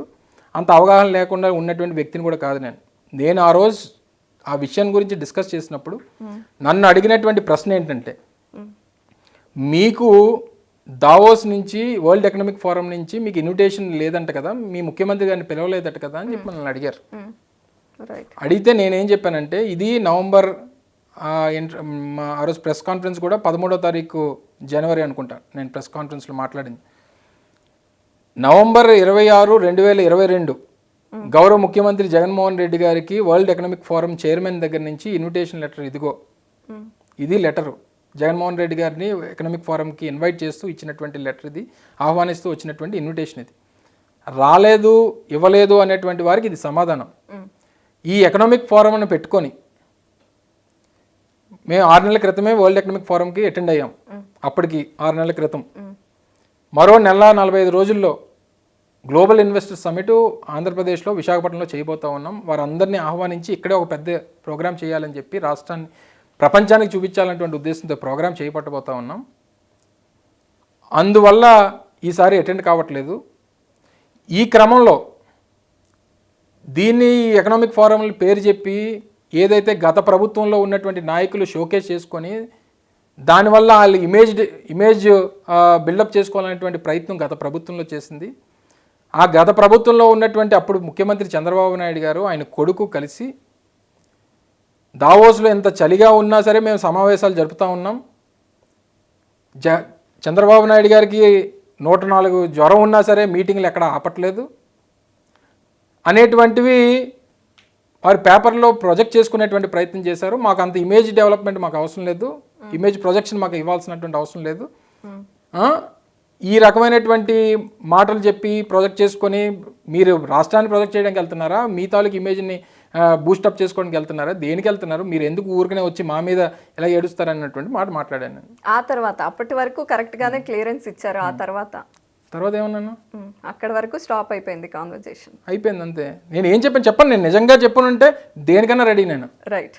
అంత అంటే అంత హోప్లెస్గా ఉండేటువంటి మనుషులు కూడా ఉంటారని అనిపించింది నాకు అవన్నీ ప్రాజెక్ట్ చేసినప్పుడు. అంటే మినిమం కామన్ సెన్స్. అంటే ఆ తర్వాత ఇచ్చిన ఉదాహరణల విషయంలో కూడా ట్రోల్ చేశారు. అంటే ఇవన్నీ చూసినప్పుడు ఏమనిపిస్తుంది, అరే మీడియాతో జాగ్రత్తగా మాట్లాడాలి అనిపిస్తుందా?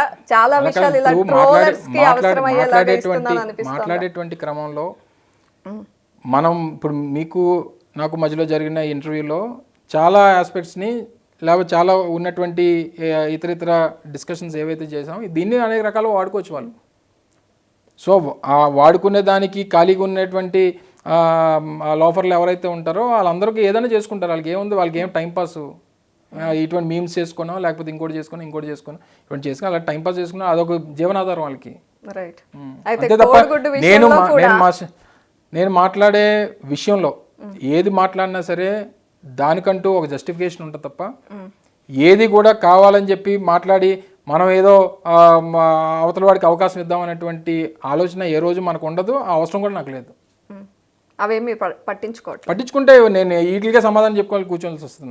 నాకు బోల్డ్ అంత పని ఉంది. ఇంకా నాకు చేయాల్సినటువంటి బాధ్యతలు జగన్మోహన్ రెడ్డి గారు చెప్పినటువంటి అనేక పనులు ఇవన్నీ బోల్డ్ రాష్ట్రానికి సంబంధించి చాలా ఉన్నాయి. వాటి కోసం ఆలోచించాలి తప్ప ఎవడో ఏదో మనం రోడ్డు మీద వెళ్ళిపోతున్నప్పుడు ఏవో అరుస్తున్నాయని చెప్పి మనం మాట్లాడుకుంటే మనం ఎక్కడ పట్టించుకుంటే చెప్పండి. ఉత్తరాంధ్ర విషయానికి వస్తే మీరంతా స్థానికులు, కానీ అక్కడ కమ్మ కులానికి సంబంధించిన వారు, రెడ్డి కులానికి సంబంధించిన వారు, పొలిటీషియన్లు. మీరు ఇంతకు ముందు ఒక మాట అన్నారు, వీరికి ఈ కులానికి సంబంధించిన వాళ్ళే మోర్ ఎస్టాబ్లిష్డ్ ఉన్నారు, అక్కడ మంచి మంచి వ్యాపారాలు ఉన్నారు. అలాంటివి జరుగుతున్నప్పుడు జనం నుంచి మీ మీద ఒత్తిడి రాదా? అంటే పొలిటీషియన్లు అక్కడ వాళ్ళు వచ్చి పెత్తనం చేస్తున్నారు. పొలిటీషియన్స్ కాదమ్మా, వీళ్ళందరూ ఎస్టాబ్లిష్డ్ బిజినెస్ మెన్ ఉన్నారు. కొంతమంది ఏమంటారంటే బిజినెస్ నుంచి రాజకీయాల్లోకి రావాలని చెప్పి తాపత్రయపడతారు. వైజాగ్ లాంటి ఒక టు బి మెట్రో సిటీ అంటే కాస్మోపాలిటన్ కల్చర్ ఉంది, different diversified languages, diversified cultures, ఇతర రాష్ట్రాల నుంచి వచ్చి నివాసం ఉంటున్నటువంటి వారు, ఉమ్మడి రాష్ట్రంలో ఇతర జిల్లాల నుంచి వచ్చి నివాసం ఉంటున్నటువంటి వారు చాలామంది ఉన్నారు. సో దాంతో ఏంటంటే జనరల్గా అక్కడ ఎస్టాబ్లిష్ అయినటువంటి బిజినెస్ పీపుల్ కొంతమంది రాజకీయాల్లోకి వచ్చినటువంటి వారు ఉన్నారు. సో వారిగా బిజినెస్ చేసుకోవడానికి వచ్చినప్పుడు మీరు చేయడానికి వీల్లేదా అని చెప్పేదానికి ఆస్కారం ఎవరికీ లేదు. అది రాజ్యాంగబద్ధంగా వచ్చినటువంటి హక్కు. వాళ్ళ వ్యాపారం ఎక్కడైనా చేసుకుంటారు, ఎక్కడైనా ఎస్టాబ్లిష్ అవుతారు. సో అవ్వాలని చెప్పి వాళ్ళలాగా మీరు కూడా అవ్వండి అని అంటే అయ్యేదానికి ఆస్కారం ఉండాలి కదా. మనకు కూడా ఆ ఇన్వెస్ట్మెంట్స్, మన దగ్గర డబ్బు, ఆ అవకాశం, ఆ తెలివితేటలు, వ్యాపారం చేసేటువంటి తెలివితేటలు ఇవన్నీ ఉండాలి కదా. వేరే వాళ్ళ సంగతి ఏమో కానీ మీకు ఆ తెలివితేటలు ఉన్నాయని చాలా మంది నమ్ముతున్నారు. సత్యనారాయణ గారి మేనల్లుడితో మైనింగ్ బిజినెస్ ఉన్నది వాస్తవేనా మీకు ఇండోనేషియాలో? లేదమ్మా, అసలు అలాంటి బిజినెస్ లేదు మీకు. మరి ఎందుకు పదే పదే ఇది తెర మీదకి తీసుకొస్తున్నారు? రావడానికి ఏముంది, 10 సార్లు చెప్తే అందరు నమ్ముతారని చెప్తారు. 10 సార్లు. రైట్. ఇండోనేషియాలోనే ఎక్కడో చెప్తే వెళ్ళి తెచ్చుకుంటా. ఎప్పుడు ఇండోనేషియా వెళ్ళలేదు నేను, ఒకళ్ళు చెప్తే వెళ్ళి తెచ్చుకుంటాను వెళ్ళి. ఉత్తరాంధ్రలో వైసీపీ దారుణంగా ఓడిపోబోతోంది, జనాన్ని భయభ్రాంతులకు గురి చేశారు, అక్కడున్న లీడర్స్ అనే మాట మీ వరకు వచ్చిందా? దేనికి? ఎవరు టీడీపీ లీడర్స్ అన్నారా? టీడీపీ లీడర్స్ మాత్రమే అంటారా ఇవన్నీ? మీరు చెప్పింది అయితే అన్నట్టు అనిపించింది. మా పార్టీ లీడర్స్ కానీ అక్కడ ఉన్న ప్రజలు కానీ గతంలో ఏదైతే 2019లో మాకు వచ్చినటువంటి సీట్లు కన్నా ఎక్కువ వస్తాయనేటువంటిది మా ఉద్దేశం. దానికోసమే ఫైట్ చేస్తున్నాం, దానికోసం కష్టపడతాం. అంటే ఇంటర్నల్ గా జరిగే సర్వేలు మీరు అబ్జర్వ్ చేస్తున్నారా? ఉత్తరాంధ్రలో నిజంగానే ఇంతకు ముందు కన్నా ఎక్కువ సీట్లు వస్తాయని గతంలో మీకు ఎందుకు ఉద్దేశం ఉండొచ్చు అంటే 83 నుంచి తెలుగుదేశం పార్టీ స్థాపించిన దగ్గర నుంచి ఉత్తరాంధ్ర తెలుగుదేశం పార్టీకి ఒక కంచుకోటగా వారికి ఉపయోగపడింది. కానీ ఉత్తరాంధ్రకి తెలుగుదేశం పార్టీ ఎప్పుడు ఉపయోగపడలా. కానీ ఫస్ట్ టైం వారు ఉత్తరాంధ్రలో ఉన్నటువంటి ప్రజలందరూ కూడా వైఎస్ఆర్ కాంగ్రెస్ పార్టీకి ఒక మ్యాసివ్ విక్టరీని 2019లో ఇచ్చారు. 34 సీట్లకి 28 సీట్లు గెలిచాం మేము. 28 సీట్లు గెలిచిన తర్వాత ఉత్తరాంధ్రకి ఏం చేసామనేటువంటిది ప్రజలు చూశారు. ప్రజలకు చెప్పుకోగలిగేటువంటి అవకాశం మాకు ఉంది. ఆ జరిగినటువంటి అభివృద్ధి కూడా కళ్ళతో చూసేటువంటి దానికి కూడా అవకాశం ఉంది. సో ఇవన్నీ చూసిన తర్వాత మాతో కాకుండా ఇంకొకరితో ప్రజలు వెళ్తారనేటువంటిది అసలు ఆస్కారం లేదు. డెఫినెట్గా ప్రజలు వైఎస్ఆర్ కాంగ్రెస్ పార్టీతోనే ఉంటారు. అంటే సామాన్య ప్రజలు చాలా మంది అభివృద్ధి సంక్షేమం ఇవన్నీ పక్కన పెడితే వాళ్ళు నివసించడానికి అట్లీస్ట్ ఆ భయభ్రాంతులకు గురి చేయకుండా ఉండే ప్రభుత్వం ఉండాలి అని ఎక్స్పెక్ట్ చేస్తారు. ఒక ఎంపీ భార్యని కొడుకుని స్నేహితుడిని కిడ్నాప్ చేస్తే సామాన్య ప్రజలకి రక్షణ ఉంటుందా అని చెప్పారు కదా, భయపడుతున్నారు. అందులో ఆ ఇష్యూలో వచ్చినటువంటి ఆస్పెక్ట్స్ అన్ని ఎంపీ గారు మాట్లాడారు. ఎంపీ గారితో పాటు వారి తాలూకా స్నేహితుడు ఎవరైతే ఉన్నారో వారు చెప్పారు. పోలీసు ఎంక్వైరీలో జరిగినటువంటి రిపోర్ట్స్ ఇవన్నీ కూడా జరగడం జరిగింది. మాకు ఎప్పుడైతే కంప్లైంట్ వచ్చిందో, సో కంప్లైంట్ వచ్చినటువంటి 2 అవర్స్లో దాన్ని చేసి మళ్ళీ తిరిగి వారిని సురక్షంగా రక్షించి తీసుకొచ్చేటువంటి కార్యక్రమాన్ని చేసాం. 2 రోజులు అయిపోయింది కదా అంటే 2 రోజులకి ఇన్ఫర్మేషన్ లేదు. అయితే ఆ కంప్లైంట్ అంటే ఎవరైతే ఇండివిజువల్ ఉన్నారో ఇండివిజువల్ అనే కంప్లైంట్ చేయాలి. వాళ్ళు ఇంట్లోనే ఉన్నారు అప్పటి వరకు. కంప్లైంట్ వచ్చిన తర్వాత ఇంటి నుంచి బయలుదేరి అక్కడి నుంచి కారులోని వాళ్ళని తీసుకొని వెళ్తుంటే మాకు కంప్లైంట్ వచ్చిన 1.5 అవర్లో వాళ్ళని చేసి పట్టుకున్నాం మేము. సో అది గవర్నమెంట్ తాలూకా బాధ్యత. గవర్నమెంట్కి ఏ రకంగా రియాక్ట్ అయింది అనేటువంటి దానికి అది ఉదాహరణ. గవర్నమెంట్ కంప్లైంట్ వచ్చి 10 రోజుల వరకు దొరకలేదు అనుకోండి, ఏం చేస్తుంది గవర్నమెంట్ అని అడగడానికి. గవర్నమెంట్కి ఇన్ఫర్మేషన్ వచ్చిన తర్వాత తీసుకున్నటువంటి యాక్షన్. కరెక్టే. అంత ధైర్యం రావడానికి కారణం ఏంటి అంటే పదవిలో అంటే పవర్ లో ఉన్న వాళ్ళ మీదే అటాక్ ప్రజల్లో ఒక రకం డిఫరెంట్ మైండ్ సెట్స్కి వెళ్ళినటువంటి మనుషులు ఉంటారు. వాడు సైకో మైండ్ సెట్ ఉంటాడు. వాడికి రేపు పొద్దున్న ఎవరినన్నా చేసేద్దామని చెప్పి అనుకుంటాడు. సో అన్నీ ఏమీ లేనోడు, అన్ని భయం వదిలేసినోడు, నేను ఏమైపోయినా పర్లేదు, నన్ను చంపించినా పర్లేదు అనుకున్నాడు ఏదైనా చేస్తాడు. వాడు అవసరం కోసం ఏదైనా చేసేటువంటి దానికి అవకాశం ఉంటుంది. సో ఇవన్నీ కూడా అందరి తాలూకా మైండ్ సెట్స్ని ఒకటి చేసినటువంటి దాన్ని ఓవరాల్గా ప్రభుత్వం మీద ఆ ఇంప్రెషన్ చూపించడం అనేటువంటిది నాట్ యాక్సెప్టబుల్. అయితే ఇప్పుడు ఎన్నికల వరకు వెళ్ళిపోయారు. ఇప్పుడు వెళ్ళి ప్రచారం చేయాల్సిన పరిస్థితి ఉంది. ఏ అంశాలతో ప్రజల్లోకి వెళ్ళి ఓట్లు అడుగుతారు మీరు ఇచ్చిన నవరత్నాలు కానీ లేకపోతే మిగతా అంశాలు చూసుకుంటే? సంక్షేమం అనేటువంటిది గతంలో ఎప్పుడు జరగనటువంటి విధంగా సంక్షేమం చేశాం. గతంలో ఉండి ప్రాంతాల అభివృద్ధికి నోచుకున్నటువంటి అనేక ప్రాంతాల అభివృద్ధి చేసి చూపించాం. ఆయా ప్రాంతాల్లో ఉన్నటువంటి ఎన్నో దశాబ్దాల కళలు కన్నటువంటి ఆ ప్రాంత ప్రజలకు కావాల్సినటువంటి కొన్ని గుర్తుండిపోయేటువంటి కార్యక్రమాలు చేశాం. ఏ ప్రాంతానికి వెళ్ళినప్పుడు ఆ ప్రాంతానికి చెప్పుకొని, ఇదిగో ఈ ప్రభుత్వం వచ్చిన తర్వాత ఈ 5 సంవత్సరాల్లో మీకు ఈ కార్యక్రమాలు చేశాం, ఈ కార్యక్రమాలు చేశాం కాబట్టి మాకు ఓటేయండి, మేము ఎన్నికల ముందు చెప్పినటువంటి ఈ కార్యక్రమాలు చేశాం కాబట్టి మాకు ఓటేయండి అని అడుగుతాం. చెప్పమనండి.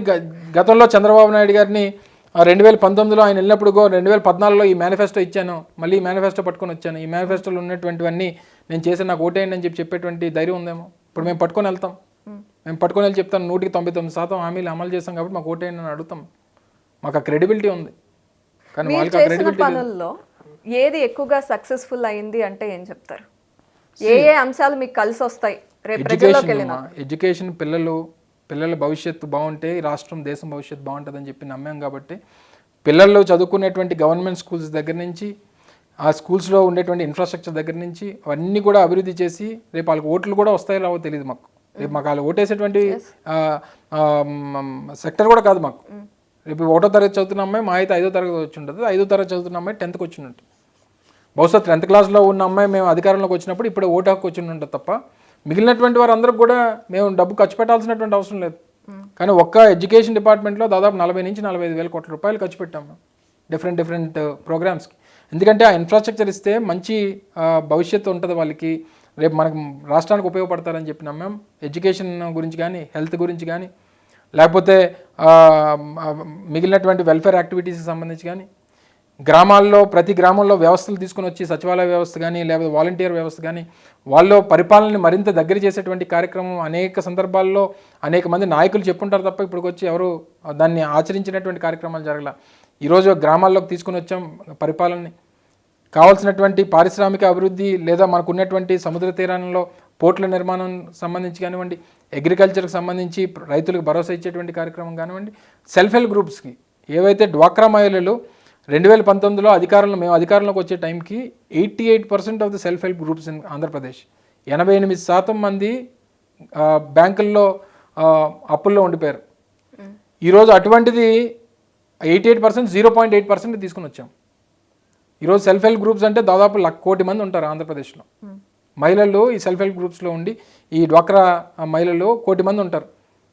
1,00,00,000 మందిలో 88 లక్షల మంది అప్పుల్లో ఉండేవారు మేము అధికారంలో. సో మహిళలు మీ వైపు ఉన్నారు, ఎడ్యుకేషన్ విషయంలో పిల్లల విషయంలో బాగా చేసాం, వాళ్ళందరూ మా వైపే ఉన్నారని నమ్ముతున్నారు. ఎన్ని సీట్లు గెలుచుకోబోతుంది వైఎస్ఆర్సీపీ? టార్గెట్ ఉంది కదా, ఈ రోజు కూడా ముఖ్యమంత్రి గారు వై చెప్పారు నాట్ 175? అదే టార్గెట్ ఎప్పుడు అంతే ఉంటది. టార్గెట్ అలా పెడితేనే రీచ్ అవుతాం. జగన్మోహన్ రెడ్డి గారు చుట్టూ ఉండే 10 మందిలో మీరు కూడా ఒకళ్ళు. ఆయనతో అత్యంత సన్నిహితంగా నమ్మకంగా ఆయనే గెలవాలి అంటూ ఆయన కోసం పాటుపడే వాళ్ళు. అది నమ్మే మీకు 15 నియోజకవర్గాలకు సంబంధించి బాధ్యత మీ భుజాల మీద పెట్టారు. మరి రేపు పొద్దున పార్టీ ఒకవేళ ఓడిపోతే ఆ బాధ్యత మీరు తీసుకుంటారా? 100%. దేనికన్నా బాధ్యత వహించాలి కదా. మంచి జరిగితేనేమో నా వల్లనా, చెడు జరిగితే ఎదుటోడి వల్ల అని చెప్పని అనుకుంటే అమాయకత్వం అవుద్ది. రేపు లీడర్ దగ్గర కూడా నీ తాలూకా క్రెడిబిలిటీ కూడా పోతుంది కదా. మనం 100% పనిచేస్తాం, 100% మనం చేయాల్సినటువంటి మన స్ట్రెంగ్స్ అంది ఉపయోగిస్తాం, అన్నీ చేస్తాం. ఎండ్ రిజల్ట్ అనేటువంటిది ప్రజలు నిర్ణయిస్తారు. సో ఏదేమైనప్పటికీ అది గెలిచినా లేకపోతే ఇంకోటి జరిగినా ఏం జరిగినా సరే ఆ బాధ్యత డెఫినెట్గా తీసుకుంటాం. దానికి అన్ని రకాలుగా గతంలో కూడా నేను ఎంపీగా కంటెస్ట్ చేశాను. 2014 ఓడిపోయాను. 5 సంవత్సరాలు కష్టపడ్డాం, పనిచేసాం, ప్రజలను మన్ననలు పొందాం. మేము ఫైట్ చేస్తాం అనేటువంటి భరోసాను కల్పించాం. మేము అధికారంలోకి వస్తే మంచి చేస్తాం అనేటువంటి నమ్మకాన్ని కల్పించాం, అన్నీ చేసాం. సో డెఫినెట్గా రెండో మాట అనేటువంటిది ఉండదు, గెలుపు తథ్యం. రైట్. కమ్మ రెడ్డి ముఖ్యమంత్రులను చూసాం. కాపులకి రాజ్యాధికారం ఉంటే బాగుంటుంది, కాపు ముఖ్యమంత్రిని చూడాలి అని మీరు ఎప్పుడైనా అనుకున్నారా? ఆ విషయంలో అలాగా కులాన్ని బేస్ చేసుకొని ముఖ్యమంత్రి అవ్వాలి అనేటువంటిది బహుశా కులంలో ఉన్నటువంటి ప్రజలకి అంటే కులంలో ఉన్నటువంటి వారు ఉండాలి. దానికి కావాల్సినటువంటి పరిస్థితులు కూడా అనుకూలించాలి కదా. నెంబర్ ఉన్నంత మాత్రాన మా నెంబర్ పెద్దది ఉంది కాబట్టి మేము ముఖ్యమంత్రి అయిపోవాలని చెప్పి అనుకోవడం కాదు. దానికి తగ్గట్టు నడిపించేటువంటి లీడర్ ఉండాలి, ఆ లీడర్కి కూడా డిటర్మినేషన్ అనేటువంటిది ఉండాలి. అవి రెండు లేనప్పుడు అది ఆశపడడం అనేటువంటిది కరెక్ట్ కాదు. అలాంటప్పుడు మన గురించి ఎవరు పనిచేస్తున్నారు, మనకి ఎవరు ఆ రాజ్యాధికారాన్ని ఇస్తున్నారు, ఆ రాజ్యాధికారం ద్వారా కులానికి ఎవరు మంచి చేస్తున్నారు అనేటువంటిది చూడాలి తప్ప ఈ ఆస్పిరేషన్స్ పెట్టుకొని జరగనటువంటి దాని గురించి తాపత్రయపడడం అనేటువంటిది కరెక్ట్ కాదు. జరగదనే స్టేట్మెంట్ ఇస్తే మళ్ళీ కాపుల ఆగ్రహాన్ని చెప్తున్నాను కదా, జరిగేదానికి అవకాశం ఉండాలి కదా. ఆ రోజు చిరంజీవి గారు వచ్చారు, ఆ రోజు పరిస్థితుల్లో ఏం జరిగింది, తర్వాత ఏం జరిగింది, సబ్సిక్వెంట్గా జరిగినటువంటి పరిణామాలు ఏంటి. ఒకవేళ నిజంగా చిరంజీవి చాలామంది అనేది ఏంటంటే చిరంజీవి గారు స్టాండ్ అయ్యి ఉంటే డెఫినెట్గా 2014లో ఆయనకి అవకాశం వచ్చేదేమో అని అనేవారు. ఇప్పుడు పవన్ కళ్యాణ్ గురించి మొన్నటి వరకు ఈయన పొత్తు పెట్టుకోక ముందు వరకు ఏమనేవారు, పవన్ కళ్యాణ్ పోటీలో ఉంటాడేమో, ఈసారి మళ్ళీ జగన్మోహన్ రెడ్డి గారు అధికారంలోకి వస్తారు, 2029కి పవన్ కళ్యాణ్కి అవకాశం ఉంటుందేమో అనేటువంటి ఒక డిస్కషన్ జరిగింది. అది నిలబెట్టుకోవాలి కదా. ఒకవేళ ఫైట్ చేస్తే ఒకవేళ తెలుగుదేశం పార్టీ ఈ ఎలక్షన్స్తో క్లోజ్ అయిపోయి ఉంటే బహుశా జగన్ గారికి పోటీగా పవన్ కళ్యాణ్ ఉండేవాడేమో. వెయిట్ చేయలేకపోయాడు కదా. ఆ స్టెబిలిటీ ఉండాలి కదా, ఆ పేషెన్స్ ఉండాలి కదా రాజకీయాల్లో. అంటే if you want to give something to your community or to society, ఏదైనా కావాలన్నప్పుడు ఆ డిటర్మినేషన్, పేషెన్స్, హార్డ్ వర్క్ అనేటువంటి కంపల్సరీగా ఉండాలి. ఇవేవి లేకుండా నాకు కులం కాబట్టి కులం వేసేస్తుంది. అందుకనే పవన్ కళ్యాణ్ గారు అంటున్నారు, కాపు కులస్తులు నాకు సపోర్ట్ చేస్తుంటే ఇప్పుడు వేరే స్టేజ్ లో ఉండేది వెళ్ళి వేరే వేరే పార్టీస్ లో వాళ్ళు చేసేటువంటి దానికి నువ్వు కూడా ఆ రకంగా పనిచేయాలి కదా. పవన్ కళ్యాణ్ గారు ఇవ్వలేదు, యాక్షన్స్ కనబడుతున్నాయి కదా ఇప్పుడు క్లియర్గా. వచ్చేదేమో ఇంకా ఆయన వెయిట్ చేసి ఉంటే జరిగేదేమో, కానీ నువ్వు అవకాశం ఇవ్వట్లేదు కదా ఎవరికి. సో ఇవన్నీ కూడా ఏదన్నా పొలిటికల్గా పేషెన్స్ అనేటువంటిది చాలా ఇంపార్టెంట్. డిటర్మినేషన్ ఉండాలి ఫస్ట్ ఆఫ్ ఆల్. నేను ఇది అవ్వాలి, జరగాలి, దీనికోసం నేను ఫైట్ చేస్తాను. అది జరిగితే అది అవసరమైతే నేను 18 సంవత్సరాలు ఫైట్ చేశాను. మా కుటుంబం 2001లో నా తండ్రి చనిపోతే 2019లో మళ్ళీ నేను శాసనసభ్యుడిగా ఎన్నికయ్యా. 18 years పట్టిందమ్మా. సో ఏదన్నా జరుగుతుంది, హార్డ్ వర్క్ ఉండాలి, డిటర్మినేషన్ ఉండాలి, పేషెన్స్ ఉండాలి. Right. Thank you so much Amarnath గారు. Thanks for your time. ప్రతి ప్రశ్నకి విమర్శలకి ధీటుగా సమాధానం చెప్పారు. Thank you.